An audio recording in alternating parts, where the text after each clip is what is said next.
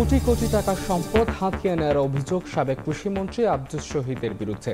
দখলে নিয়েছেন মৌলভীবাজারের চা বাগান, লুটপাটে গড়েছিলেন নিজস্ব বাহিনীও। রাজনৈতিক মামলা প্রত্যাহারে সরকারের ২ কমিটি ৩১ ডিসেম্বরের মধ্যে করতে হবে আবেদন, তালিকা করছে বিএনপি। রাষ্ট্র সংস্কারেও ৬টি কমিটি দলটির।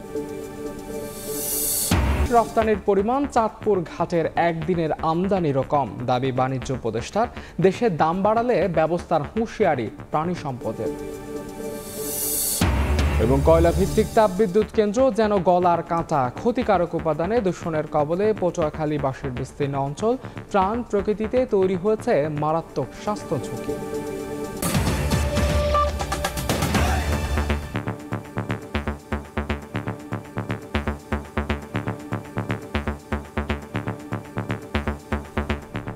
ভোরের সময় সঙ্গে আছে আমি মাহাদ ইসলাম। প্রধান উপদেষ্টা ডক্টর ইউনূস ও মার্কিন প্রেসিডেন্ট জো বাইডেনের দ্বিপাক্ষিক বৈঠককে যুক্তরাষ্ট্রসহ পশ্চিমাদের সঙ্গে সম্পর্ক স্বাভাবিক হওয়ার সুযোগ হিসেবে দেখছেন বিশ্লেষকরা।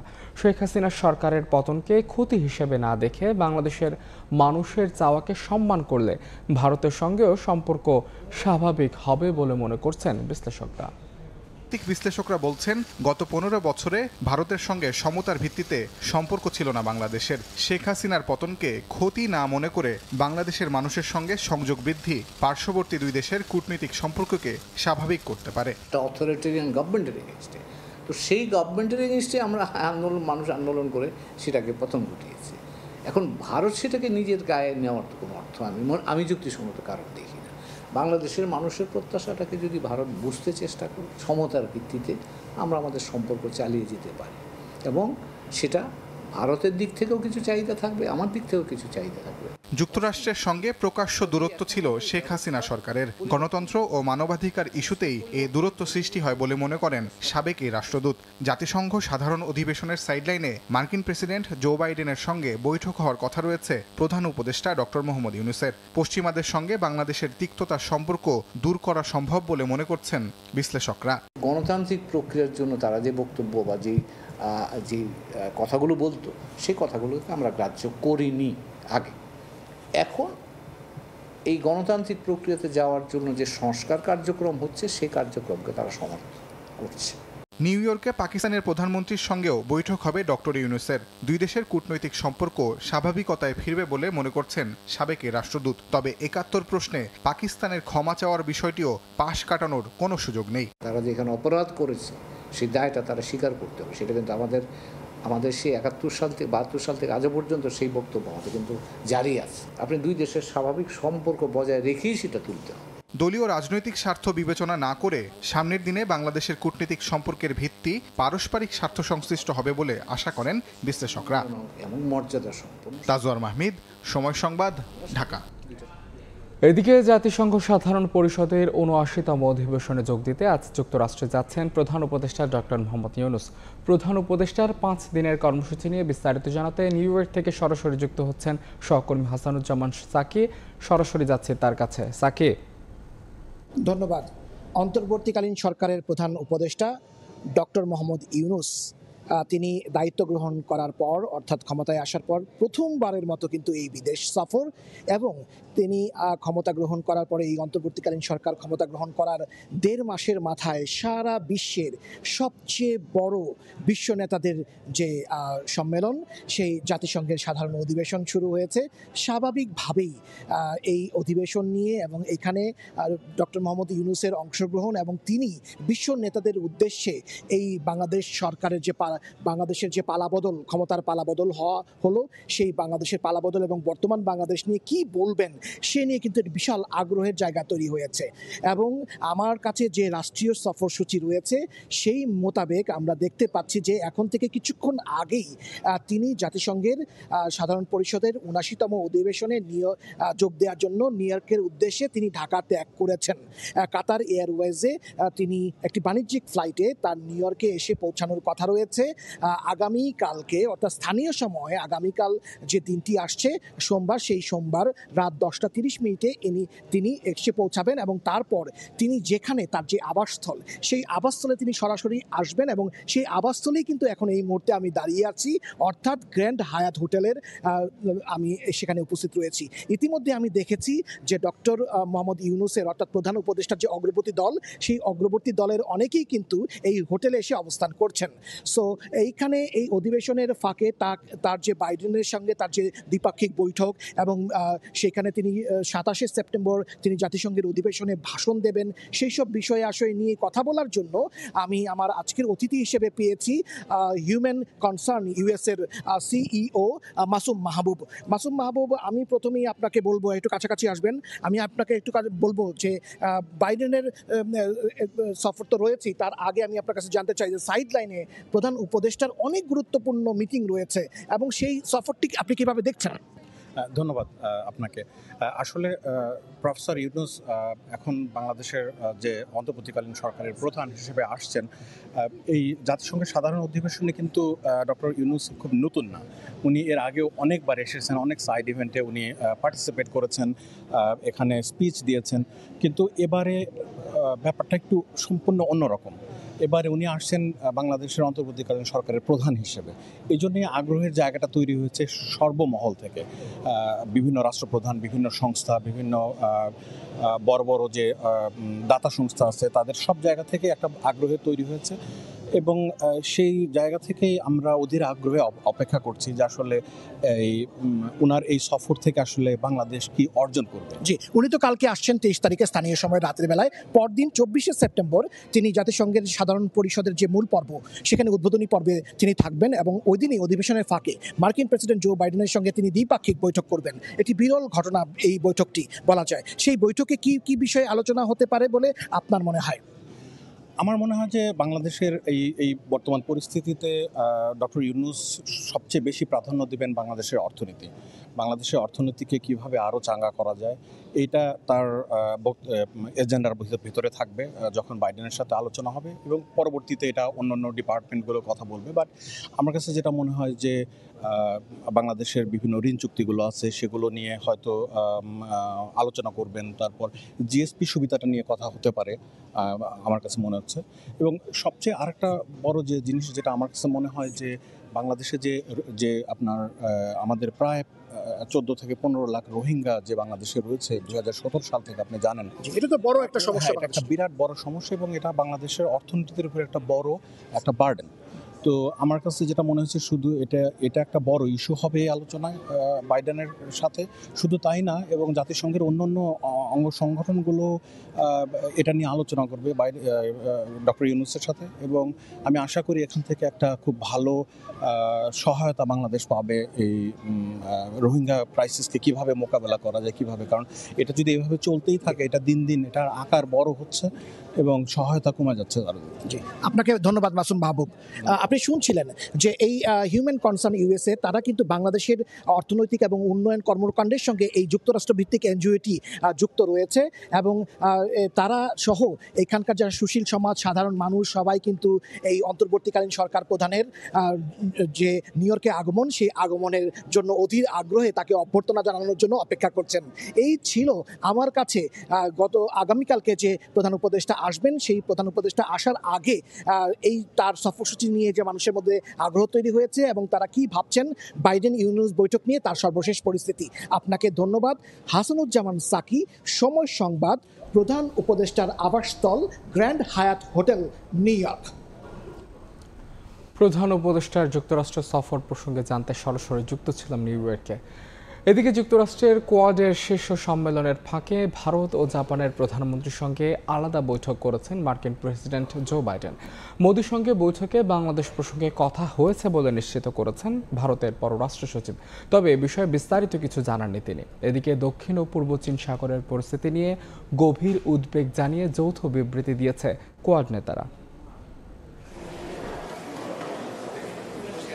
চীনের ক্রমবর্ধমান আধিপত্য বিস্তারের মধ্যেই শনিবার যুক্তরাষ্ট্রের ডেলওয়ারে জড়ো হন ইন্দো প্যাসিফিক অঞ্চলের 4 দেশের জোট কোয়াডের দেশগুলোর সরকার ও রাষ্ট্রপ্রধান। মার্কিন প্রেসিডেন্ট জো বাইডেনের নিজ শহরে আয়োজিত এ সম্মেলনে অস্ট্রেলিয়া, জাপান ও ভারতের প্রধানমন্ত্রীরা অংশ নেন। যৌথ বিবৃতিতে কোয়াড নেতারা বলেন, পূর্ব ও দক্ষিণ চীন সাগরের পরিস্থিতি নিয়ে গভীরভাবে উদ্বিগ্ন তারা। ইন্দো প্যাসিফিক অঞ্চলের নিরাপত্তা নিয়ে উদ্বেগ প্রকাশ করা হলেও বিবৃতিতে সরাসরি বেইজিং এর নাম উল্লেখ করা হয়নি। দক্ষিণ ও পূর্ব চীন সাগর ছাড়াও সম্মেলনে ইউক্রেন যুদ্ধ, গাজা যুদ্ধ সহ বৈশ্বিক নানা বিষয় নিয়ে আলোচনা করেন কোয়াড নেতারা। সম্মেলনের আগে ভারতের প্রধানমন্ত্রী নরেন্দ্র মোদীর সঙ্গে সাইডলাইন বৈঠক করেন মার্কিন প্রেসিডেন্ট জো বাইডেন। ভারতীয় সংবাদ মাধ্যম এনডিটিভির এক প্রতিবেদনে বলা হয়, ওই বৈঠকে কয়েক বিলিয়ন ডলারের ড্রোন চুক্তি চূড়ান্ত করে যুক্তরাষ্ট্র ও Bharat. Bangladesh also figured in the discussions. Modi Biden বৈঠকে বাংলাদেশ বিষয়েও আলোচনা হয়েছে। এক প্রেস ব্রিফিংয়ে ভারতের পররাষ্ট্র সচিব বিক্রম মিশ্রি বিষয়টি নিশ্চিত করেন, তবে আলোচনার বিষয়বস্তু কি ছিল তা জানাননি তিনি। অন্যদিকে বাইডেন জানান, ভারতের সঙ্গে যুক্তরাষ্ট্রের সম্পর্ক ইতিহাসের যে কোনো সময়ের চেয়ে শক্তিশালী, ঘনিষ্ঠ এবং গতিশীল। ফরহাদ চৌধুরী, সময় সংবাদ। পুলিশ ও নির্বাচন ব্যবস্থা সহ গুরুত্বপূর্ণ সংস্কারে বাংলাদেশকে সহযোগিতা করবে জাতিসংঘ। রোববার ডক্টর মোহাম্মদ ইউনূসের সঙ্গে সাক্ষাতে এই কথা জানিয়েছেন সংস্থাটির আবাসিক সমন্বয়ক। একই দিন প্রধান উপদেষ্টার সঙ্গে বৈঠক করেন বাংলাদেশে নিযুক্ত ইরান ও ডেনমার্কের রাষ্ট্রদূত। এছাড়া অন্তর্বর্তী সরকার প্রধানের সঙ্গে সাক্ষাৎ করেছেন সেনাবাহিনী প্রধান।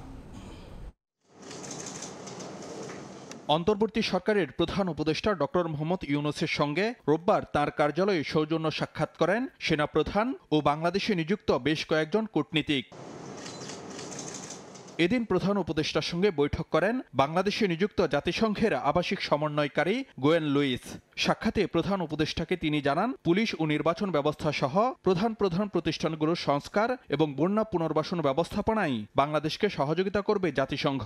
বৈঠকে রোহিঙ্গা সংকট এবং জুলাই আগস্ট হত্যাকাণ্ডের ঘটনায় জাতিসংঘের নেতৃত্বাধীন তদন্তের বিষয়েও আলোচনা হয়।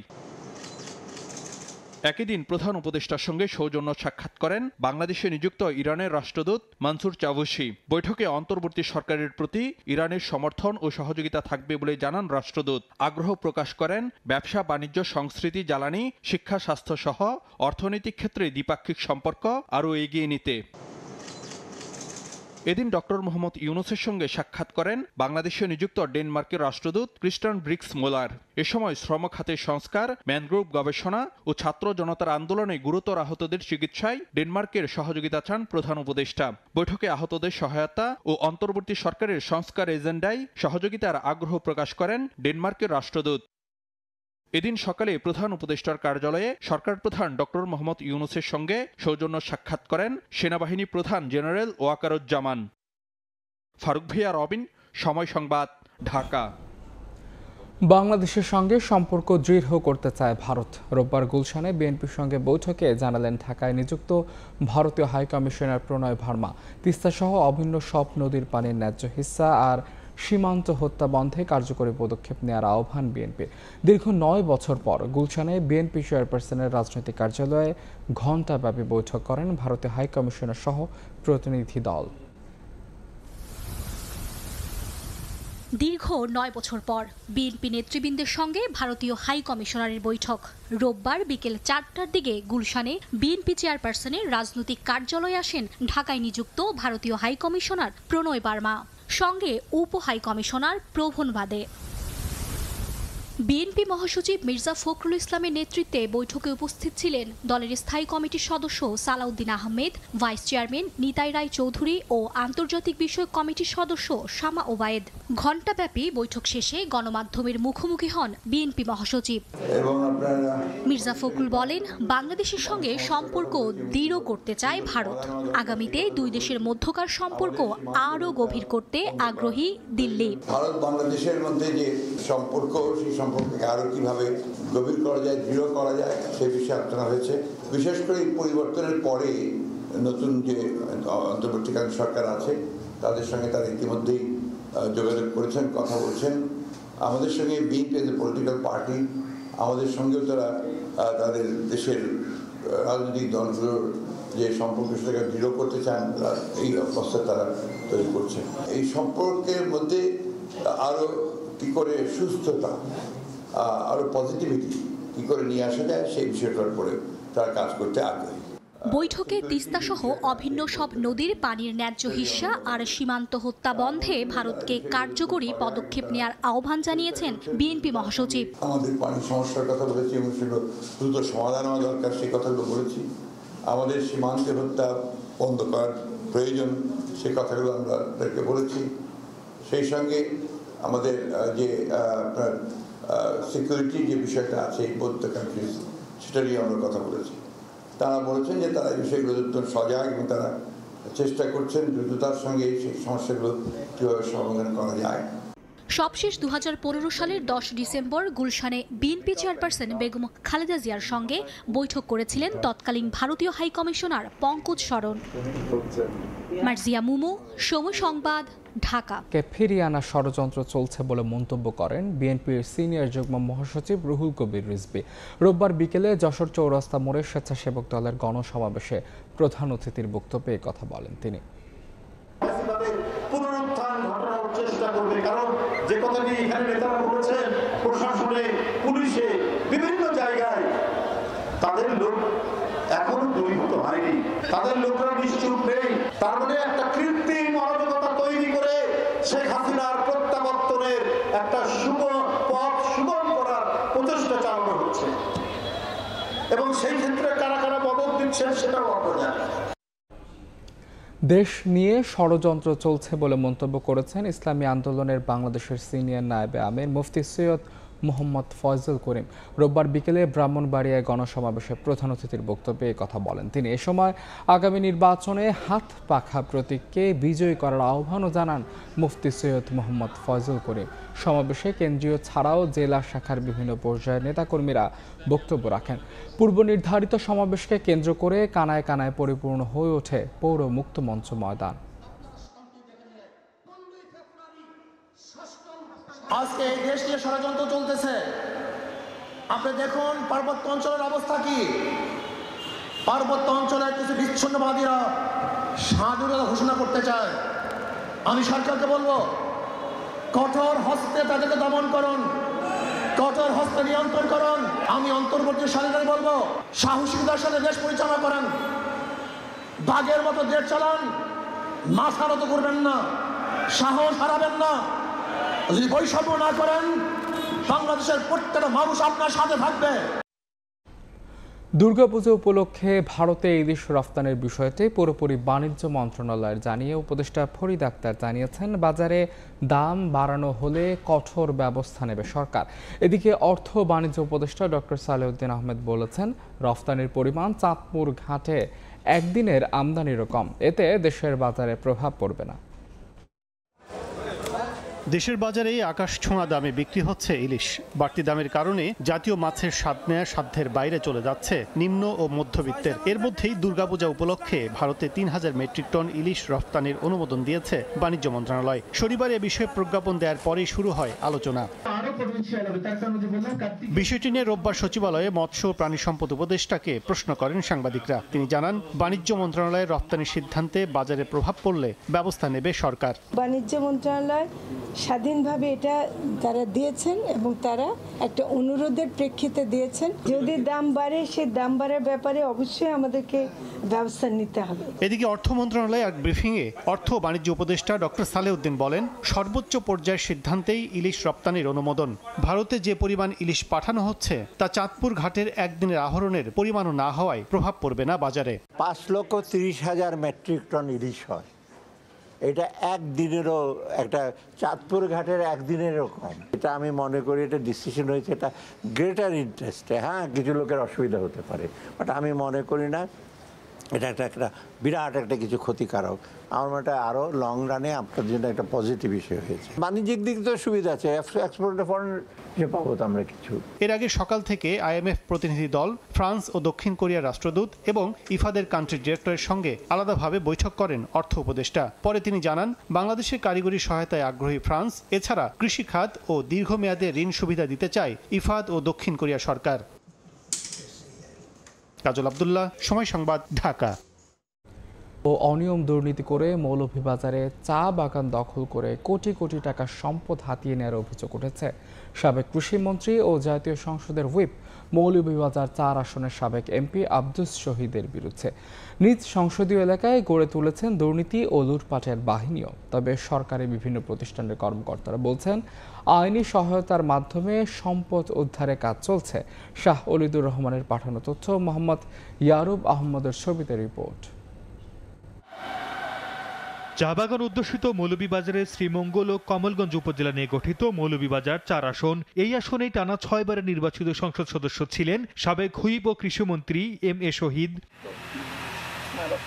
আওয়ামী লীগ সরকারের আমলে চা বাগান প্রতিষ্ঠান নামে বন বিভাগের জমি দখল, বাগানবাড়ি নির্মাণ, হাইল হাওরে মৎস্য খামার তৈরি সহ নানা সম্পদের পাহাড় গড়েন তিনি। 4 একর জমির মালিকানা নিয়ে 2018 সালে কমলগঞ্জের লাওয়াছড়া জাতীয় উদ্যানের পাশে সাবারি টি প্লান্টেশন নামে চা বাগান গড়ে তোলেন। এমনকি উদ্যানের 5 একর পাহাড়ি জমি জোরপূর্বক দখল করে নেন। সরকারি খরচে পুরো চা বাগান জুড়ে পল্লী বিদ্যুতের লাইন টেনে বিদ্যুৎ সংযোগ ও পানি সেচের জন্য স্থাপন করেন 13 থেকে 14টি ডিপ টিউবওয়েল। স্থানীয়দের অভিযোগ, ডিপ টিউবওয়েল স্থাপনে পানির স্তর নিচে নেমে যাওয়ায় সাধারণ মানুষজন চাপকলে পানি পাচ্ছেন না। এছাড়া কমলগঞ্জের কাঁঠালকান্দিতে 8 একর পাহাড়ি এলাকা নিয়ে নির্মাণ করা হয় বাগানবাড়ি। সরকারি খরচে একাধিক ডিপ টিউবওয়েল স্থাপন এবং বিদ্যুতের জন্য 8টি সৌর প্লান্টেশন নির্মাণ করেন আব্দুস শহীদ। এছাড়াও হাইল হাওর ও বাক্যাবিলের পাশে 35 একর জমি নিয়ে গড়ে তোলেন বিশাল মৎস্য খামার। এটা আসলে আনারস বাগান ঘুরে বাঙ্গাইয়া উঙ্গাইয়া এরপরে চা বাগান লাগান 12-13টা আবার ডিপকলও আছে। এখানে কারেন্ট আছে, কারেন্ট দিয়ে মোটর দিয়ে জল আমরা আনি চারাতে চারা দিই আমরা। হুইপ থাকা অবস্থায় লাওয়াছড়া উদ্যানের জায়গা দখল করেছেন, পরে বাগান বাড়ি করেছেন, ইসলামপুরের কাঁঠালবাড়ি বাগান বাড়ি করেছেন, হরিণ চাষ করতেছেন। বিদেশ যে টাকাগুলো নিয়েছেন সেই টাকাগুলো ফেরত আনার দাবি জানাই এবং সুষ্ঠু তদন্ত করে বিচারের আহ্বান জানাই। লাওয়াছড়া জাতীয় উদ্যানের 5 একর জমি দখল থেকে মুক্ত করা হয়েছে, বাকিগুলো দ্রুত উদ্ধারের ব্যবস্থা নেওয়ার কথা জানান সংশ্লিষ্টরা। স্থানীয় পর্যায়ে বন বিভাগের কর্মকর্তারা ছিলেন, তারা চেষ্টা করেছিলেন জায়গাটা উদ্ধার করতে, কিছুটা অগ্রসর হয়েছিল, কিন্তু পরবর্তীতে এটা আর সফলতার মুখ দেখতে পারে নাই। ওটা প্রাক্তন কৃষিমন্ত্রী মহোদয়ের নামে আছে, যেটা সংযুক্ত লোড 1 কিলোওয়াট এবং যতটুকু শুনতে পেরেছি আমি ওটা লাইট লোড এবং ফ্যান লোডে চলে। 5 আগস্ট আওয়ামী লীগ সরকার পতনের পর কৃষিমন্ত্রীর বিভিন্ন রিসোর্ট, বৈদ্যুতিক লাইন, একাধিক ডিপ টিউবওয়েল সহ বেশ কিছু সম্পদ ভাঙচুর ও লুটপাট করে বিক্ষুব্ধ জনতা। সময় সংবাদ, মৌলভীবাজার। সাবেক পানি সম্পদ প্রতিমন্ত্রী জাহিদ ফারুক শামীমকে রাজধানীর বাড়িধারা থেকে গ্রেফতার করেছে র্যাব। সন্ধ্যায় র্যাবের আইন ও গণমাধ্যম শাখার পরিচালক লেফটেন্যান্ট কর্নেল মুনিম ফেরদৌস বিষয়টি নিশ্চিত করেছেন। বরিশাল 5 আসন থেকে দ্বাদশ জাতীয় সংসদ নির্বাচনে দ্বিতীয়বারের মতো এমপি নির্বাচিত হন জাহিদ ফারুক। একাদশ সংসদ নির্বাচনের পর পানি সম্পদ মন্ত্রণালয়ের প্রতিমন্ত্রীর দায়িত্ব পান তিনি। গত নির্বাচনের পরও একই দায়িত্ব পান। ছাত্র জনতার অভ্যুত্থানের মুখে গত 5 আগস্ট আওয়ামী লীগ সরকারের পতনের পর থেকে বিভিন্ন মামলায় গ্রেফতার হচ্ছেন সাবেক এমপি। কর্মচারীরা সম্পদের হিসাব জমা না দিলে লঘুদণ্ড হিসেবে তিরস্কার, গুরুদণ্ড হিসেবে চাকরিচ্যুত করা হতে পারে বলে জানিয়েছেন জনপ্রশাসন মন্ত্রণালয়ের জ্যেষ্ঠ সচিব। রোববার বিকেলে সচিবালয়ে তিনি বলেন, প্রতি বছর 31 ডিসেম্বরের মধ্যে সম্পত্তির হিসাব জমা দিতে হবে, তবে এবছর দিতে হবে 30 নভেম্বরের মধ্যে। সম্পত্তির হিসাবের পাশাপাশি ট্যাক্স রিটার্নও জমা দিতে হবে। 31 ডিসেম্বরের মধ্যে জমা দিতে হবে প্রতি বছর। যেহেতু এই বছর আমাদের নতুন একটা বছর পাইনি, ভাঙা বছর, এই জন্য এই বছরেরটা 30 নভেম্বরের মধ্যে জমা দিতে হবে। যদি জমা ঠিকমতো না দেয়, তথ্য গোপন করে, প্রথমে যেটা হয় এটাকে বলে লঘুদণ্ড দেওয়া হয়, তিরস্কার, ধমক দেওয়া একটা। নির্দিষ্ট মেয়াদের জন্য পদোন্নতি বা বেতন বৃদ্ধি স্থগিত রাখা, যে পদে আছে তার চেয়ে 1 স্কেল নামানো, যে গ্রেডে আছে তাকে 1 স্কেল গ্রেডে নামানো, এটা হলো গুরুদণ্ড। আইনানুগভাবে বাধ্যতামূলক অবসর প্রদান, চাকরি হইতে অপসারণ, চাকরি হইতে বরখাস্তকরণ, সম্পদ বিবরণী অতি গোপনীয় দলিল বিধায় এক্ষেত্রে তথ্য অধিকার আইন 2009 প্রযোজ্য হবে। কোনো সম্পর্ক নেই বলে মন্তব্য করেছেন কবি ও চিন্তক ফরহাদ মজহার। কেন্দ্রীয় শহীদ মিনারে ফকিরি গান ও ভাব আলোচনা সভায় কথা বলেন তিনি। সভায় হামলাকারীদের চিহ্নিত করে বিচার ও মাজার রক্ষায় সবাইকে এগিয়ে আসার আহ্বান জানান আয়োজকরা।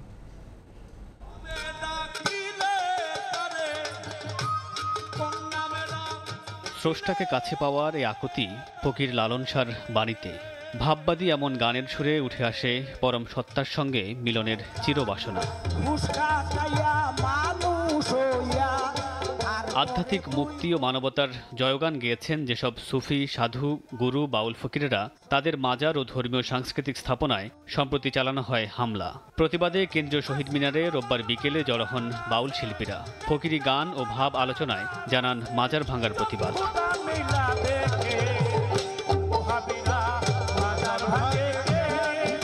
মাজার রাজনীতির জায়গা নয় উল্লেখ করে বাউলদের শান্তির বার্তার বিপরীতে ধ্বংসযজ্ঞ মানবতার অপমান বলে মন্তব্য করেন বাউল শিল্পীরা। আমাদের যদি কোনো ভুল থাকে আমাদেরকে বিচার করুক, আমাদেরকে শাসন করুক, কিন্তু অলিদের উপরে আঘাত করা, অলিদের কব্বর ভাঙ্গা, আগুন দেওয়া, হামলা করা, অলিরা তো কারো কোনো ক্ষতি করে নাই।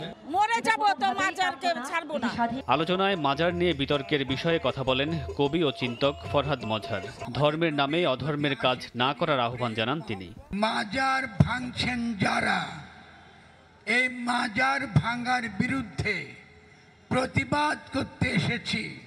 যারা মনে করে এই হলো দুনিয়া আর পরকালের পরে হলো ধর্ম, এই যে বিভাজন যারা করে, আশেক যারা করে, প্রেম যারা করে, তারা এরকম কোনো ভিন্নতা, এইরকম কোনো ফারাক তারা করে না। মাজার রক্ষা ও হামলায় জড়িতদের বিরুদ্ধে আইনি ব্যবস্থার পাশাপাশি সমাজের সবাইকে সোচ্চার হওয়ার আহ্বান জানান আয়োজকরা। মাজারে আঘাত করেছে তারাই মাজার গড়ে দেবে। মামুন রশিদ পনেল, সময় সংবাদ, ঢাকা। পাহাড়ে অশান্তি সৃষ্টিতে কেউ যাতে ইন্ধন না দিতে পারে সেজন্য শাস্তি ও সৌহার্দ্য স্থাপনে সব পক্ষকে এগিয়ে আসার আহ্বান জানিয়েছেন অন্তর্বর্তী সরকারের নৌ বস্ত্র ৫ মন্ত্রণালয়ের উপদেষ্টা ব্রিগেডিয়ার জেনারেল অবসরপ্রাপ্ত এম শাখাওয়াত হোসেন। রোববার বরিশাল মেরিন একাডেমি পরিদর্শন করে কথা বলেন তিনি। দুদিনের সফরে রোববার সকালে বরিশাল মেরিন একাডেমি পরিদর্শন করেন পাট, বস্ত্র ও নৌ পরিবহন মন্ত্রণালয়ের উপদেষ্টা ব্রিগেডিয়ার জেনারেল অবসরপ্রাপ্ত এম শাখাওয়াত হোসেন। একাডেমির প্যারেড গ্রাউন্ডে অভিবাদন গ্রহণ শেষে বৃক্ষরোপণ করেন তিনি। পরে সাংবাদিকদের প্রশ্নের জবাবে তিনি বলেন, পাহাড়ে যাতে কেউ ইন্ধন যোগাতে না পারে সেজন্য বাসিন্দাদের দুঃখ বেদনা বুঝে শান্তি বজায়ে সব পক্ষকে এগিয়ে আসতে হবে। যারা অপাহাড়ি আছে তাদেরকে বুঝতে হবে যে পাহাড়িদের বেদনা এবং দুঃখটা, এবং তাদের সাথে ইন্টারাকশনটা লোকালি যদি না হয় তাহলে খুব ডিফিকাল্ট হবে। আছে এর মধ্যে তো অনেক রকমের ইন্ধন যোগাইতে থাকে।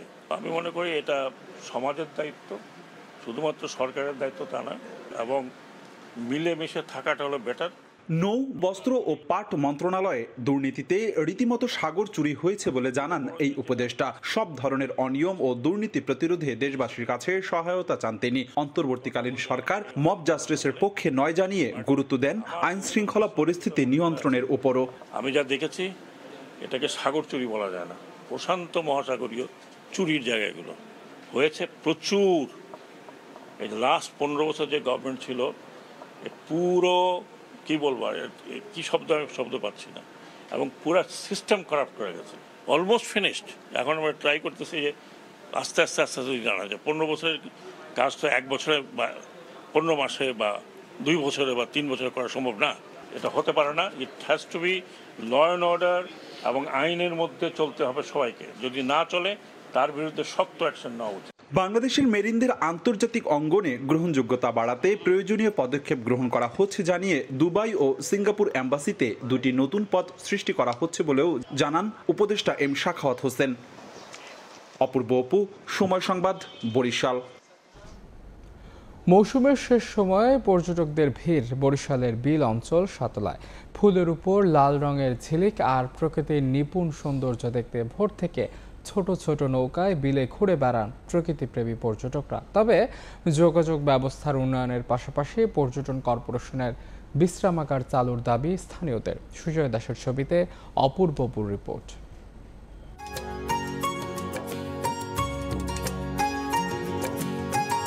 শরতের আকাশে সাদা মেঘের ভেলা, আর নিচে জলে ভেসে বেড়ানো সত্যি এক অনন্য অনুভূতি। চারপাশে যখন নানান সংঘাত, দ্বন্দ্ব, মানুষের মন অস্থির, তখন একটু প্রশান্তির আশায় প্রকৃতির অপরূপ সৌন্দর্যে বিমোহিত হয়ে মানুষ ছুটে চলছে প্রকৃতির মাঝেই। দর্শক, আমরা আজ এসেছি বরিশালের উজিরপুর উপজেলার সাতলা বিলে। এখানে বিলের পর বিল যেন লাল গালিচা বেছানো হয়েছে লাল শাপলায়। মৌসুমের শেষ সময় হলেও ফুলের উপর লাল রঙের ঝিলিক আর প্রকৃতির নিপুণ সৌন্দর্যের এমন মেলবন্ধন মন কাড়বে যে কারোর। এমন দৃশ্যের অপূর্ব সম্মিলন বরিশালের বিল অঞ্চল সাতলায়। নগরী থেকে সড়কপথে ৬৭ কিলোমিটার দূরে বর্ষার ৬ মাস নিচু জমিতে কোমর পানিতে সৃষ্টি এই শাপলা বিল। রাতে ফোটা শাপলা ধীরে ধীরে ঘুমিয়ে পড়ে রোদে। শাপলার সৌন্দর্য দেখতে যেতে হবে রোদ প্রখর হওয়ার আগে।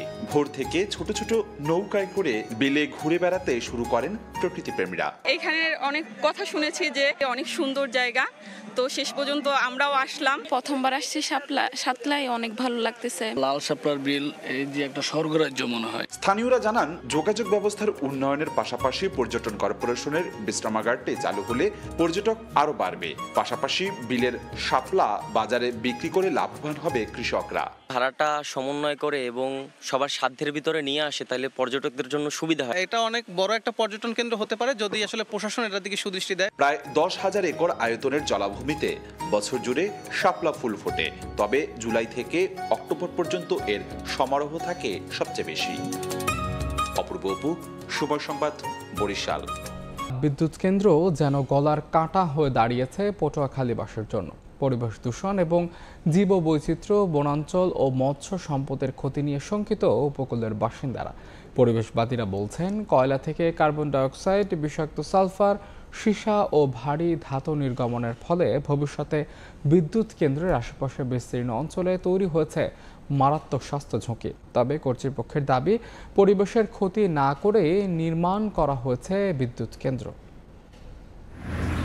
চিমনি দিয়ে বের হচ্ছে কয়লা পোড়া ধোঁয়া। ২০০ ফুট উঁচু চিমনি দিয়ে ধোঁয়া বের হয়ে উড়ে যাচ্ছে আকাশে। পায়রার কয়লা ভিত্তিক ১৩২০ মেগাওয়াট তাপবিদ্যুৎ কেন্দ্রে বিদ্যুৎ উৎপাদনের জন্য প্রতিদিন ১২ থেকে ১৩,০০০ মেট্রিক টন কয়লা পোড়ানো হয়। পরিবেশবিদরা বলছেন, কয়লা ভিত্তিক বিদ্যুৎ কেন্দ্র অন্যান্য যে কোনো ধরনের বিদ্যুৎ কেন্দ্র থেকে বেশি কার্বন ডাই অক্সাইড নির্গমন করে। এছাড়া বিষাক্ত sulphur die oxide, nitrogen, cadmium, সীসা, ছাই, গ্যাস ও ভারী ধাতু পরিবেশে নির্গমনের ফলে বিদ্যুৎ কেন্দ্রের আশপাশের বিস্তীর্ণ অঞ্চল দূষণের কবলে পড়েছে। এতে মারাত্মক স্বাস্থ্য ঝুঁকি তৈরি হয়েছে। এমনকি ঝুঁকিতে আশপাশের বন্য ও জলজ প্রাণীও।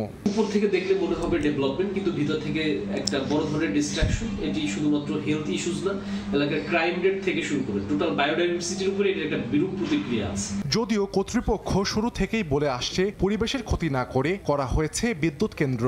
ডিপার্টমেন্ট অফ এনভায়রনমেন্ট সবসময় আমাদেরকে অনলাইনে মনিটর করে যে আমাদের ইমিশন কত, ইমিশনের রেকর্ডগুলো তারা সবসময় মনিটর করতো। 99% হচ্ছে আপনার অ্যাশ আমরা রিমুভ করি, 93 থেকে 94% আমরা সালফারকে রিমুভ করে দিই। আলট্রা সুপার ক্রিটিক্যাল প্রযুক্তির মাধ্যমে দূষণ রোধের দাবি করা হলেও মূলত প্রযুক্তির মাধ্যমে দূষণ সর্বোচ্চ 10% কমানো যায় বলে মনে করেন গবেষকরা। কয়লা পোড়ানোর ফলে যে সালফার ডাই অক্সাইড বা কার্বন ডাই অক্সাইড ইমিট হচ্ছে, সেটাকে অবশ্যই সহনশীল মাত্রায় অথবা কোনো কন্ট্রোল কন্ডিশন আমাদেরকে অপারেট করতে হবে।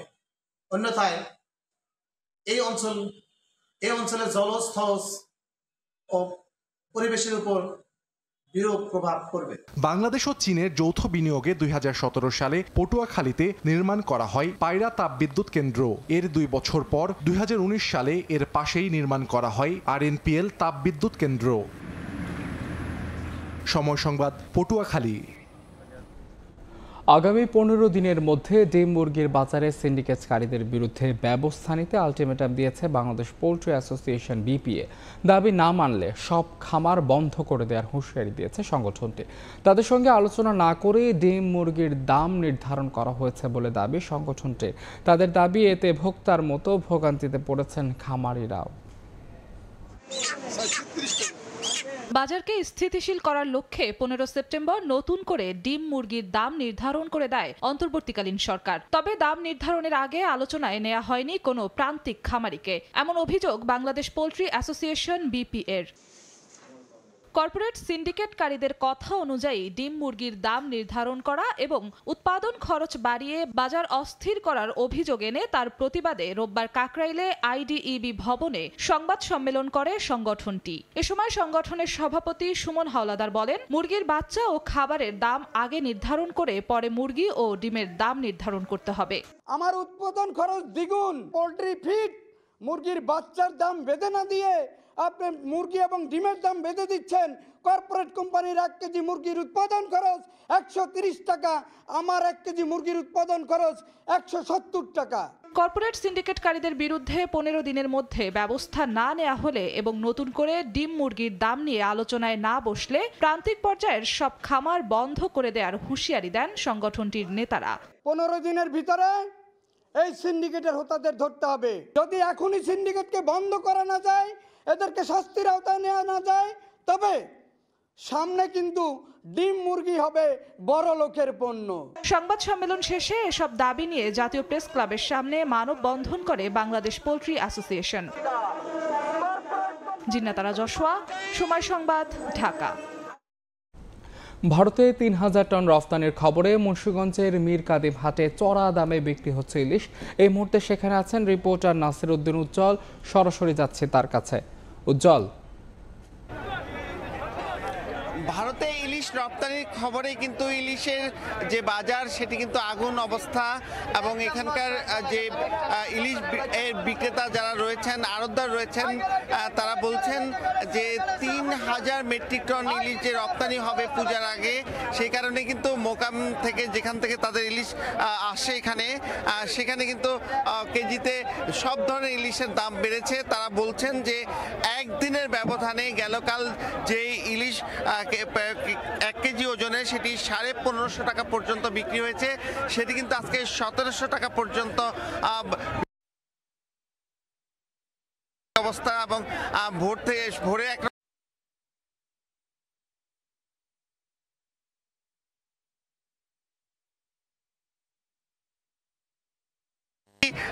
2000 থেকে 2100 টাকা বিক্রি হতো, সেটি কিন্তু এখন 2200 থেকে 2300 টাকা বিক্রি হচ্ছে। এবং তাদের এই যে ছোট আরো বিভিন্ন সাইজের যেসব ইলিশ রয়েছে, প্রতিটি এই ইলিশের ক্ষেত্রে কিন্তু এই দাম বাড়তি, এবং সেটি বলছেন যে প্রতিদিনই কিন্তু তাদের বাড়তির আশঙ্কা, এবং সেটি কিন্তু তারা যেখান থেকে ইলিশ আসছে উপকূলীয় জেলা থেকে, সেই জেলাগুলো থেকে খবর আসছে যে ইলিশের যে রপ্তানি, সে কারণে চাহিদা বেড়েছে। সেই যে তারা বলছেন যে ইলিশ যে পরিমাণ ধরা পড়ছে, সেই ধরা পড়া ইলিশের চাইতে বাজারের চাহিদা বেশি, সে কারণে এমনটি হচ্ছে। তবে এখানকার যারা ভোক্তা রয়েছেন তারা কিন্তু বলছেন যে বাজারে যে প্রচুর পরিমাণ ইলিশ রয়েছে, যেগুলো দেখে বোঝা যাচ্ছে বাফা স্টক রয়েছে, এবং সেই ইলিশের এত সরবরাহ থাকা সত্ত্বেও যে দাম বাড়ানো হচ্ছে, সেটি কিন্তু সিন্ডিকেটের কারসাজি। এবং তারা বলছেন যে এই ইলিশের যে দাম বৃদ্ধির যে কারণ, সেগুলো রপ্তানি হলেও কিন্তু প্রচুর ইলিশ রয়েছে। এবং অনেকে বলছেন যে এই যে ভরা মৌসুম, যে জুলাই থেকে সেপ্টেম্বর পর্যন্ত প্রচুর ইলিশ কিন্তু ধরা পড়ে, এবং সেই ইলিশগুলো কিন্তু নানাভাবে তারা হিমাগারে বা বরফ দিয়ে সেগুলো মজুত করা হয়। এবং এই যে যারা এই বাজারগুলো নিয়ন্ত্রণ করছেন, তারাই কিন্তু দাম বাড়াচ্ছেন। তবে এই পদ্মা অববাহিকায় যে প্রচুর ইলিশ আগে ধরা পড়তো, সেটি কিন্তু গেল কয়েক বছর ধরা পড়ছে না। তারা বলছেন যে বালু লুটপাটের কারণে, এবং যে ইলিশ যেদিকে যাতায়াত করে সেই ভোলা দিয়ে যে উপকূল থেকে পদ্মায় উঠে, সেই সব পথে পথে কিন্তু নানা রকম বাধা রয়েছে, কারেন্ট জালের যে নদী ভর্তি অবস্থা, এইসব কারণে কিন্তু পদ্মায় ইলিশ তেমন ধরা পড়ছে না। কিন্তু এই যে বাজারে ইলিশগুলো পাওয়া যাচ্ছে, সেগুলো বেশিরভাগ ইলিশই কিন্তু উপকূল থেকে আসা, এবং সেখানে যে ইলিশ এখানে বিক্রি হচ্ছে, সেগুলো কিন্তু অনেকে পদ্মার ইলিশ বলে চালিয়ে দেওয়ার চেষ্টা হচ্ছে। তো সেই ইলিশগুলো বলতে যে এখন ক্রেতারা যে আসছেন এখানে, তারা বলছেন যে এই মৌসুমে তারা ইলিশের স্বাদ গ্রহণ করবার চেষ্টা করেছেন, এবং বিশেষ করে পুজোর আগে যে ইলিশের স্বাদ, সেই স্বাদটা কিন্তু তাদের গ্রহণ করবার অনেকের ইচ্ছে, কিন্তু সেই যে দাম বেশি থাকবার কারণে কিন্তু তারা সেটি গ্রহণ করতে পারছেন না, এবং তাদের অনেক ক্ষোভ। তারা বলছেন যে ভারতে ইলিশ রপ্তানির বিষয়টি সিদ্ধান্ত ছিল যে এই নতুন অন্তর্বর্তীকালীন সরকার তারা সেটি রপ্তানি বন্ধ করে দিবেন, কিন্তু সেটি আরো অন্যান্য বছর থেকে বাড়িয়ে ছাড়িয়ে দেওয়ার কারণে কিন্তু তারা ক্ষোভ প্রকাশ করছেন। তবে আবার যারা নাকি বিক্রেতা তারা বলছেন যে তাদের এই যে ইলিশ রপ্তানি বিষয়গুলো চ্যালেঞ্জ থাকা সত্ত্বেও তারা চেষ্টা করছেন বাজারে ইলিশ সরবরাহ মাধ্যমে বেচা কিনা স্বাভাবিক রাখতে। তো এই ছিল আমার কাছে মুন্সিগঞ্জ থেকে ইলিশের সবশেষ খবর। সরাসরি যুক্ত ছিলাম মুন্সিগঞ্জে, জানছিলাম ইলিশের বাজারের সবশেষ খবর। ছাত্র জনতার অভ্যুত্থানের পর আত্মগোপনে চলে গেছেন ভোলার বেশিরভাগ ইউপি চেয়ারম্যান ও মেম্বাররা। এ কারণে জেলেদের সহায়তার প্রায় ১৫০০ মেট্রিক টন চাল খাদ্য গুদামে অলস পড়ে আছে। নতুন কোনো সিদ্ধান্ত না হওয়া পর্যন্ত এসব চাল বিতরণ নিয়েও দেখা দিয়েছে অনিশ্চয়তা। সরকারের সুবিধা থেকে বঞ্চিত হচ্ছেন জেলার ৫৮ ইউনিয়নের ৫০,০০০-এর বেশি জেলে পরিবার। তবে শীঘ্রই চাল বিতরণের আশ্বাস মৎস্য বিভাগের। উৎপল দেবনাথের ছবিতে নাসির উদ্দিন উজ্জ্বলের রিপোর্ট। সরকারি নির্দেশনা অনুযায়ী ২০ মে থেকে ২৩ জুলাই পর্যন্ত ৬৫ দিন সাগরে মাছ ধরায় ছিল নিষেধাজ্ঞা। এ সময় কর্মহীন ছিলেন জেলার প্রায় ৭০,০০০ জেলে। নিষেধাজ্ঞাকালে ৬৩,৯৫৪ জন জেলেকে খাদ্য সহায়তার জন্য বরাদ্দ দেয়া হয় ৮৬ কেজি করে চাল। প্রথম কিস্তির ৪২ দিনে ৫৬ কেজি করে চাল তালিকাভুক্ত জেলেদের মধ্যে বিতরণ করা হয়। ১৫ই আগস্টের মধ্যে দ্বিতীয় কিস্তির ২৩ দিনের ৩০ কেজি করে চাল বিতরণের নির্দেশনা ছিল। এর মধ্যে ৫ আগস্টের ছাত্র জনতার অভ্যুত্থানের পর আত্মগোপনে চলে যান জেলার বেশিরভাগ ইউনিয়ন পরিষদের চেয়ারম্যান মেম্বার। এতে আটকে যায় ৫২টি ইউনিয়নে ১৫২০ মেট্রিক টন চাল বিতরণ। বিপাকে পড়েন ৫০,০০০-এর বেশি জেলে। সহায়তা না পেয়ে অভাবে দিন কাটছে জেলে পরিবারগুলোর। বর্তমানে সহায়তার চাল জেলার খাদ্য গুদামে পড়ে আছে। ৬৫ দিনের যে অভিযানটা দিছে, অভিযানটা আমরা খুব সুন্দরভাবে পালন করছি, আমরা যাই নাই, কিন্তু সরকারি কোনো বরাদ্দ আমরা পাই নাই। এলাকার মেম্বার সাহেব সব বলে গেছে, কিন্তু আমাকে বিগত 2 মাসের চালটা আমাকে 2 বারের চালটা আমাকে আটকে গেছে। অনুদানটা তো আমরা পাইনি, এখানে অনেক কষ্টে আছি। মৎস্য বিভাগকে বলতেছি যে আপনাদের দায়িত্বে নিয়েও জেলেদের মাঝে চালটা বিতরণ করা হোক। তবে শিগগিরই উপজেলা নির্বাহী কর্মকর্তার মাধ্যমে চাল বিতরণের ব্যবস্থা নেয়ার কথা জানিয়েছে মৎস্য বিভাগ। ১ জুলাই থেকে ২৩ জুলাই ২৩ দিনের যে ৩০ কেজি করে চালটা, এটা আমরা ৬টি ইউনিয়নে বিতরণ করেছি। বাকি যে ৫২টি ইউনিয়ন, এটা খুব শীঘ্রই এই সপ্তাহের মধ্যে বিতরণ করব। এটা বাকি ছিল। জেলায় নিবন্ধিত জেলের সংখ্যা ১,৭০,০০০। নাসির উদ্দিন লিটন, সময় সংবাদ, ভোলা। সনাতন পদ্ধতির পাশাপাশি ঝালকাঠিতে চুন শিল্প এসেছে আধুনিকতা। এখন মেশিনে চুন তৈরি করে প্যাকেটিং হচ্ছে। এরপরও নানা সংকটে কাঙ্ক্ষিত লাভ মিলছে না বলে জানান উদ্যোক্তারা। অবশ্যই শিল্পকে টিকিয়ে রাখতে সার্বিক সহযোগিতার আশ্বাস বিসিকের। পলাশরায়ের পাঠানো তথ্য, শামীম হোসেনের ছবি নিয়ে রিপোর্ট। মাছের ঘের খালবিল থেকে সংগ্রহ করা হয়েছে শামুক ও ঝিনুক। প্রথমে পরিষ্কারের পর তা দেয়া হচ্ছে একটি মেশিনের মধ্যে। নানা প্রক্রিয়ার মধ্য দিয়ে তৈরি হচ্ছে চুন। একই সঙ্গে প্যাকিংও করা হচ্ছে একই মেশিনে। ঝালকাঠিতে চুন শিল্পে এসেছে আধুনিকতা। সনাতন পদ্ধতির পাশাপাশি যুক্ত হয়েছে আধুনিক প্রযুক্তি। আগের চেয়ে সহজ হয়েছে উৎপাদন, কমেছে সময়। তবে কারিগররা বলছেন, বর্তমানে জলাশয়ে শামুক ও ঝিনুক কমে গেছে। কাঁচামালের দাম বেড়ে যাওয়া ও কাঙ্ক্ষিত মূল্য না পাওয়ায় এই শিল্প টিকিয়ে রাখতে কষ্টসাধ্য হয়ে পড়েছে। আমাদের চুন এখন আর আগের মতো নাই। শিল্প কইতে গেলেই শেষ। প্রচুর টাকা দিয়ে কিনতে হয়, বিক্রির সময় একটু কম হয় বিক্রি করতে। আগে কলার ব্যথায় চুন বেশি, হরি ব্যথায় চুন বেশি, এরপর এখন আধুনিক হয়েছে। পূর্বপুরুষ থেকে এই কাজ আমরা পরিচালনা করছি, আর এই কাজ আমরা এখন পর্যন্ত আমরা যারা এখন পরের প্রজন্মে তারা একটু ধরে রাখার জন্য চেষ্টা করতেছি। তবে চুন শিল্পকে টিকিয়ে রাখতে উদ্যোক্তাদের সার্বিক সহযোগিতার কথা জানায় বিসিক কর্তৃপক্ষ। এই শিল্পের সাথে যারা জড়িত তাদেরকে কারিগরি এবং আর্থিক সহায়তার জন্য বিসিক সবসময় প্রস্তুত। ওনাদের যদি প্রয়োজন হয় বিসিক সর্বাত্মক সহায়তা করবেন। বংশ পরম্পরায় ঝালকাঠিতে চুন শিল্পের সঙ্গে জড়িত কৌড়া সম্প্রদায় মানুষ। জেলার 10টির বেশি চুন কারখানার সঙ্গে জড়িত শতাধিক পরিবার। সময় সংবাদ, ঝালকাঠি। বৈরী আবহাওয়ার কারণে চলতি বছর বিপাকে পড়েছেন বরগুনার জেলে ও ট্রলার মালিকরা। নিষেধাজ্ঞা শেষে দেখা নেই কাঙ্ক্ষিত ইলিশের। এমনকি উত্তাল সাগরে অনেকে হারিয়েছেন জাল সহ অন্যান্য সরঞ্জাম। এই কারণে পাথরঘাটা মৎস্য অবতরণ কেন্দ্রে কমেছে সরবরাহ। ভরা মৌসুমেও কাঙ্ক্ষিত মাছ নেই বরগুনার পাথরঘাটা মৎস্য অবতরণ কেন্দ্রে। দফায় দফায় বৈরী আবহাওয়ার কারণে মাছ শিকার বিঘ্নিত হওয়ায় অবতরণ কেন্দ্রের এমন দশা। 65 দিনের নিষেধাজ্ঞার পর গত 2 মাসে নিম্নচাপের কারণে প্রায় 1 মাস মাছ শিকার করতে পারেননি জেলেরা। প্রস্তুতি নিয়ে গভীর সাগরে গিয়ে আবহাওয়ার কারণে তড়িঘড়ি করে ফিরতে হয়েছে তীরে। এতে একদিকে যেমন অর্থনৈতিকভাবে ক্ষতিগ্রস্ত হয়েছেন, অন্যদিকে সাগরে খোয়া গেছে লাখ লাখ টাকার জাল ও দড়ি। 10 ফলট 20 ফলট জাল লইয়ে গেছে ভাই। এখন তো আমরা পুরো লসে আছে, ইনকাম আমাকে নাই ভাইয়া। 500-600 ফলট জাল গেছে, এখন তো টাকা নিতে পারি নাই। ঋণগ্রস্ত, এবার টাকা পয়সা তো মোটেও পাই না। এগুলো দেমকে দেয়, এগুলোর চিন্তাই তো সবাই। লস যদি এইরকম খাইতে থাকে তাই একদিন এই মৎস্য ব্যবসা, ইলিশ মাছের ব্যবসা থাকবে না। শুধু জেলেরাই নন, বিপাকে পড়েছেন ট্রলার মালিকরাও।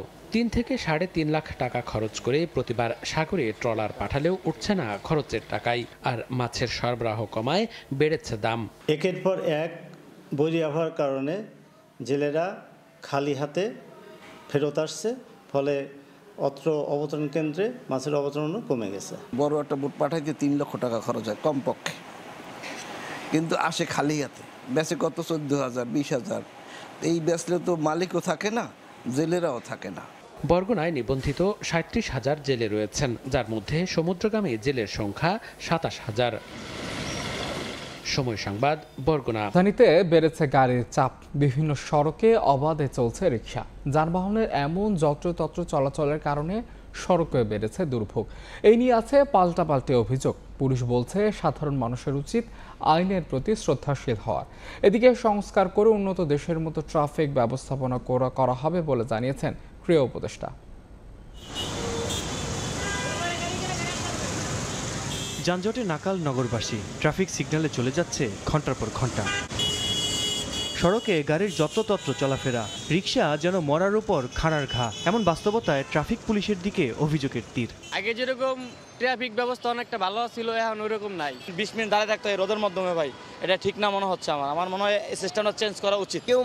কেউ মানে না, সবাই তো আর এক না। রং না যে সুন্দর নিয়ম মতো চলতে, তার হয়তো বা যানজট কমতে পারে। ট্রাফিক পুলিশ মূলত 5 তারিখের পর থেকে খুব গা ছাড়া ভাবে ডিউটি করতেছে, যেটা আমার মনে হয় আর কি। ট্রাফিক সিগন্যালগুলো আমাদের সিস্টেম মতো আনতে হবে, সিস্টেম আইন ঠিক মতো পালন করতে হবে, তাছাড়া তো হবে না। পুলিশের সদস্য সংখ্যা কম, কিন্তু পুলিশ তো চেষ্টা করছে এবং আমাদের সহনীয় হলেই তো আমরা পারি। ট্রাফিক নিয়ন্ত্রণে হিমশিম খাচ্ছে পুলিশ, এমন অভিযোগ পুরোপুরি সত্য নয় উল্লেখ করে সড়কে শৃঙ্খলা ফেরাতে আইনের প্রতি শ্রদ্ধাশীল হওয়ার আহ্বান কর্মকর্তাদের।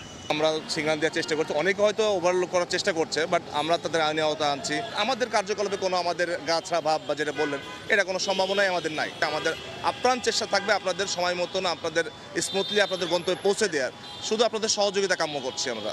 এদিকে ট্রাফিক ব্যবস্থাপনা উন্নত করা বড় চ্যালেঞ্জ বলে মনে করছেন যুব ও ক্রীড়া উপদেষ্টা আসিফ মাহমুদ সজীব ভূঁইয়া। সংস্কারের মাধ্যমে সেই চ্যালেঞ্জ মোকাবেলা করতে চায় সরকার। ট্রাফিক ব্যবস্থাপনাকে কিভাবে উন্নত বিশ্বের মতো করে আধুনিকায়ন করা যায় এবং যথাসম্ভব ম্যানুয়াল অর্থাৎ মানুষের মাধ্যমে যে নিয়ন্ত্রণ সেটাকে কমিয়ে ডিজিটালাইজ করা যায়, আর সেটার দিকে আমরা অবশ্যই মনোযোগ দিই।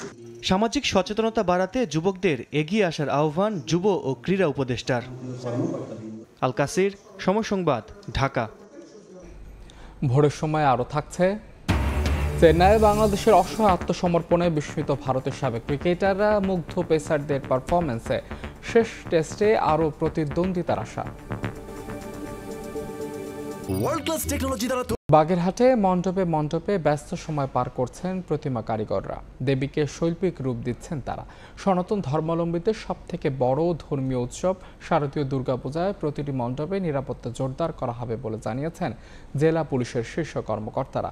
আলী আকবরের টুটুলের তথ্য ও আমিনুল ইসলামের ছবিতে রিপোর্ট। হাতের ছোঁয়ায় মণ্ডপে মণ্ডপে প্রতিমার ভাস্কর তৈরি করছেন কারিগররা। দম ফেলার ফুরসত নেই তাদের। বাঁশ, কাঠ, খড় ও কাদামাটি দিয়ে চলছে প্রতিমা তৈরির কাজ। মহাভারত, রামায়ণ, দাপর ও কলিযুগের পৌরাণিক কাহিনী অবলম্বনে প্রতিমা তৈরি করছেন তারা। এবার জেলায় সবচেয়ে বেশি প্রতিমা নিয়ে মণ্ডপ তৈরি হচ্ছে চিতলমারী উপজেলার চরবানিয়ারি পশ্চিমপাড়ার চণ্ডীভিটা সার্বজনীন দুর্গা মন্দিরে, যেখানে শোভা পাচ্ছে 151টি প্রতিমা। রামায়ণ থেকে, মহাভারত থেকে আমাদের এই প্রতিমাগুলো এগুলো সিলেক্ট করছি। এত বড় পূজা আগে কখনো হয়নি। এবার আমরা একটা উন্নত পর্যায়ের আনন্দটা উপভোগ করব।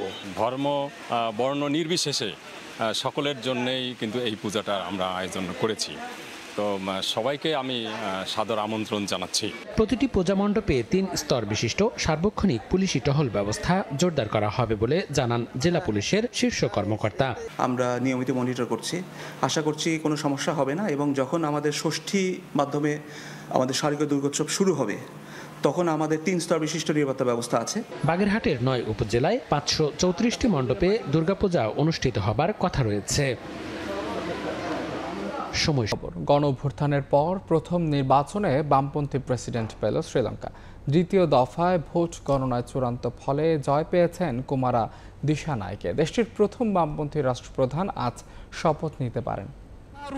শ্রীলঙ্কার ইতিহাসে প্রথমবারের মতো প্রেসিডেন্ট নির্বাচনের ফল গড়ালো দ্বিতীয় দফার ভোট গণনায়। এতে চূড়ান্ত বিজয়ী ঘোষণা করা হয়েছে ন্যাশনাল পিপলস পাওয়ার পার্টির কুমারা দিশানায়কে। সোমবার প্রথম কোনো বামপন্থী নেতা হিসেবে প্রেসিডেন্ট পদে শপথ নেয়ার কথা তার। গণঅভ্যুত্থানের পর প্রথমবারের মতো গত শনিবার দ্বীপদেশটিতে অনুষ্ঠিত হয় প্রেসিডেন্ট নির্বাচন। এতে সাবেক প্রেসিডেন্ট রনিল বিক্রমাসিংহে সহ প্রতিদ্বন্দ্বিতা করেন 39 জন প্রার্থী, তবে একক সংখ্যাগরিষ্ঠতা পাননি কেউই। রোববার প্রাথমিক ফলাফলে দেখা যায় অন্যদের থেকে এগিয়ে থাকলেও দিশানায়কের পাল্লায় ভোট পড়ে 42.31%। তার নিকটতম প্রতিদ্বন্দ্বী এসজেবির নেতা সাজিদ প্রেমাদাসা পান 32.76% ভোট। দেশটির সংবিধান অনুযায়ী প্রেসিডেন্ট নির্বাচিত হতে কোনো প্রার্থীকে পেতে হবে মোট ভোটের 50%-এর বেশি। ফলে ভোট গণনা গড়ায় দ্বিতীয় দফায়। শ্রীলঙ্কার নির্বাচন ব্যবস্থায় একটি ব্যালট পেপারে ভোটাররা পছন্দ অনুসারে পর্যায়ক্রমে 3 জন প্রার্থীকে ভোট দেওয়ার সুযোগ পান। সেই নিয়ম মেনে এগিয়ে থাকা 2 প্রার্থীকে দ্বিতীয় পছন্দের প্রার্থী হিসেবে যারা ভোট দিয়েছিলেন সেগুলো আবার গণনা করা হয়। এতেও বাজিমাত দিশানায়কের। 2022 সালে গণবিক্ষোভের মুখে দেশ ছেড়ে পালিয়ে যান তৎকালীন প্রেসিডেন্ট গোতাবায়া রাজাপাকসে। এরপর সংসদের সিদ্ধান্তে প্রেসিডেন্ট হিসেবে বাছাই করা হয় রনিল বিক্রমাসিংহেকে। কিন্তু কয়েক মাসের মাথায় অর্থনৈতিক সংকট মোকাবেলায় ব্যর্থতার অভিযোগ ওঠে রনিলের বিরুদ্ধে। বিপরীতে দুর্নীতি বিরোধী ও গরিবমুখী নীতির প্রচারণা চালিয়ে জনপ্রিয়তা পান 55 বছর বয়সী দিশানায়কে। মালিহা সুরাওয়ার্দী, সময় সংবাদ। এপার ওপার বাংলা সম্পর্ক ছাপিয়ে ইলিশ এখন ভারত বাংলাদেশের কূটনীতির অংশ। পূজার আগে জনপ্রিয় মাছটি রফতানিতে নিষেধাজ্ঞা দিলে বাজার হারানোর শঙ্কা তৈরি হয় কলকাতার ব্যবসায়ীদের মাঝে। তবে নিষেধাজ্ঞা তুলে দেওয়ার পর স্বস্তির কথা জানিয়েছেন ক্রেতা বিক্রেতারা। কলকাতার বাজার ঘুরে বিস্তারিত জানাচ্ছেন সুব্রত আচার্য, ছবি তুলেছেন বিশ্বজিৎ দাস। দক্ষিণ কলকাতার গড়িয়াহাট কাঁচাবাজার শহরের অন্যতম এই ব্যস্ত বাজারেই বেশি ওঠে বাংলাদেশ থেকে আসা রূপালী ইলিশ। প্রতি বছর পূজার আগে স্থানীয় বাসিন্দাদের অনেকেই আসেন পদ্মার ইলিশের খোঁজ নিতে। তবে মৌসুমের শুরুতে শঙ্কা থাকলেও রপ্তানি নিষেধাজ্ঞা উঠে যাওয়ায় এখানকার ক্রেতা বিক্রেতাদের মাঝে স্বস্তি ফিরেছে ইলিশ নিয়ে। আমরা অনেকই খুশি বাংলাদেশ থেকে ইলিশ এলে, কারণ আমাদের দেশে তো বাংলাদেশের ইলিশই খুঁজছে সবাই। কাস্টমার খবর শুনে আসবে, মাছ কিনতে আসবে, খবরে দেখবে, পেপারে দেখবে, কি দেখে আসবে, মাছ কিনতে আসবে। ইলিশ আসুক, দুটোদের সম্পর্ক ভালো, কিন্তু ইলিশের নামে যে রাজনৈতিক টালমাটাল চলছে সেটা যেন না হয়। বাংলাদেশের ইলিশ এমনি আসে না, আর আসলেও তার যা দাম হবে আকাশ ছোঁয়া। ওয়েট করে আছি, আর কদিন বাকি পুজো, যদি ইলিশ আসে তো খুব ভালো খবর। সেটা ভালো সুখবর, ওদের জন্য ভালো, আমাদের জন্য ভালো। দুই বাংলার মানুষের কাছে ব্যাপক জনপ্রিয় মাছটি সময় গড়ানোর সঙ্গে সঙ্গে হয়েছে দুই দেশের কূটনীতিরই অংশ। চলতি বছরের মতো ইলিশ রপ্তানি নিয়ে কূটনৈতিক মহলে আলোচনা শুরু হয়েছিল 2012 সালেও। সেবার এপার বাংলায় ইলিশ পাঠানো বন্ধ রাখে বাংলাদেশ সরকার। পরে 2019 ও সবশেষ 2023 সালে বাণিজ্যিক চালান হিসেবে কলকাতায় আসে পদ্মার ইলিশ। এই ডিসিশনটা আমাদের দুই দেশের সম্পর্কটাকে আরো গভীর করবে, আরো স্ট্রং করবে। স্পেশালি এই দুই বাংলার রিলেশনটাকে, বাইলেটারাল টাইজটাকে আরো স্ট্রং করবে। আমি আশা করি যে সামনে বছরও এইভাবে আমরা বাংলাদেশ গভর্নমেন্টের কাছে ইলিশ পেতে থাকবো। সঙ্গে সঙ্গে আমরাও এখান থেকে বাণিজ্যটাকে আরো মজবুত করার চেষ্টা করব। ভরা মৌসুম হলেও বাংলাদেশে বেশ চড়া দামে বিক্রি হচ্ছে ইলিশ, যা নিয়ন্ত্রণে রাখতে সম্প্রতি রপ্তানিতে নিষেধাজ্ঞা দেয় অন্তর্বর্তী সরকার।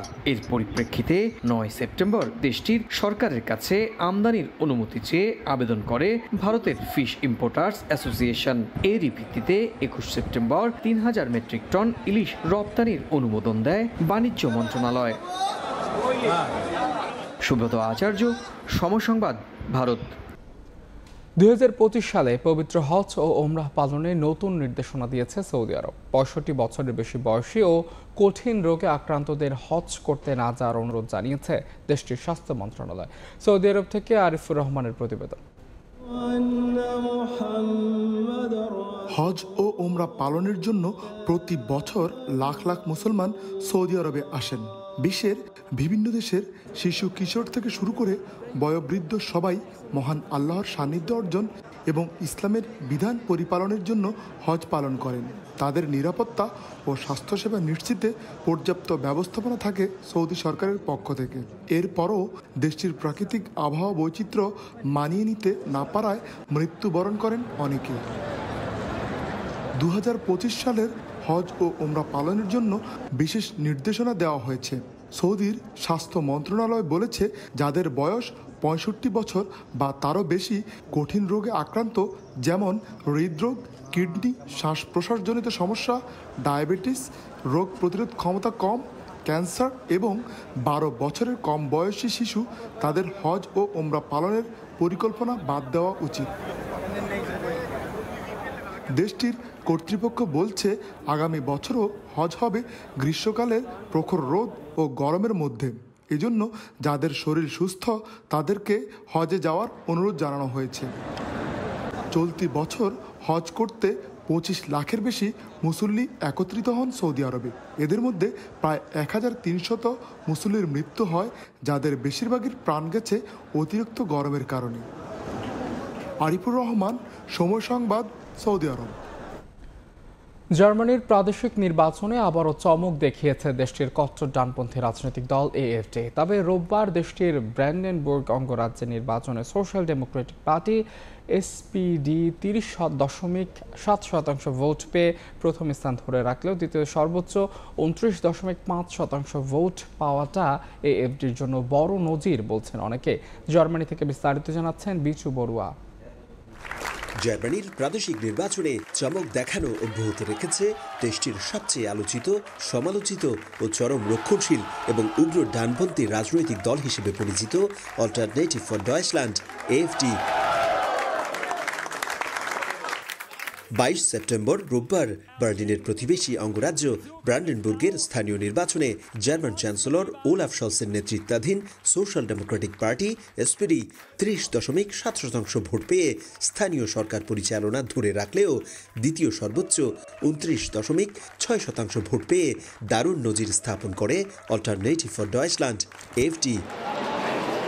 ব্রান্ডেনবুর্গ প্রদেশটিতে মাত্র 12.1% ভোট পাওয়ায় জার্মান সংসদে বিরোধী রাজনৈতিক দল ক্রিশ্চিয়ান ডেমোক্রেটিক পার্টি CDUর ভরাডুবি হলেও 13.4% ভোট সংগ্রহ করে তৃতীয় দল হিসেবে নির্বাচনে ভোটারদের মন জিতে নিয়েছে বুন্ডনিজ জারা ওয়াগেনকনেস্ট BSW।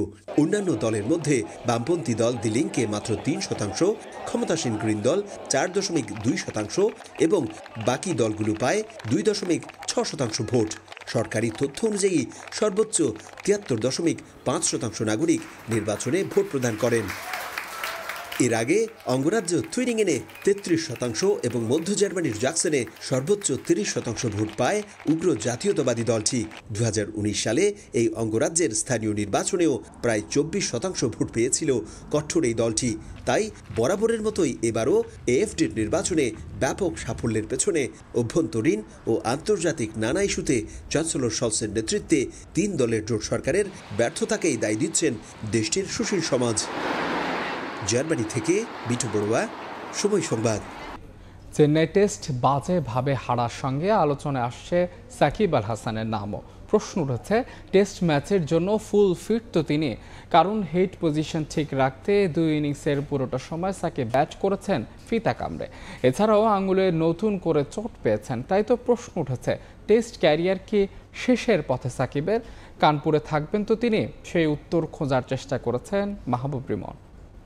কখন কোথায় থামতে হয় টাইগার ক্রিকেটের পোস্টার বয় সাকিব আল হাসান নিজে জানেন তো। বয়স পার হয়েছে 37-এর বেশি। সাকিব বাংলাদেশ দলের হয়ে খেলছেন 17 বছরের বেশি। সেই সাকিবকে চলে এসেছেন ক্যারিয়ারের সায়ান্নে।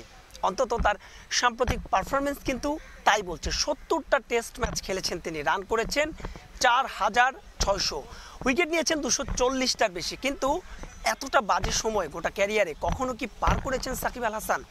3 ইনিংস হলো তার কোনো উইকেটের দেখা নাই। শতকের দেখা পেয়েছেন টেস্টে, তাও 2017 সালে সব শেষ। 1 বছরের বেশি হলো 50-র দেখা নেই। সব মিলে কি বিউগলের করুণ সুর শুনতে পাচ্ছেন সাকিব আল হাসান?